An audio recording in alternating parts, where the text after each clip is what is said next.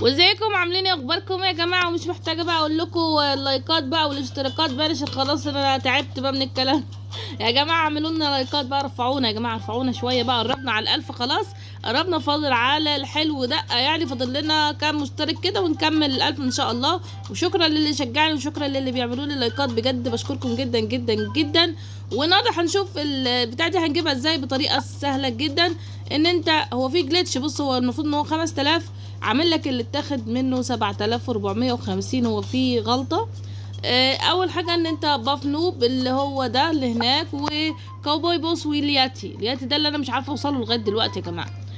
ده باف نوب. طبعا الطريقه سهله ويعني كتير عارفها، بس مفيش كتير وصل للباف نوب بص. بتهيألي الباف نوب بص اخر مرحله يا جماعه هو الياتي، فعشان كده مش الحاجات دي مش بتخلص بسرعه. اهي بصوا، واحد اوقات انا فاضل لي كام يا لهوي.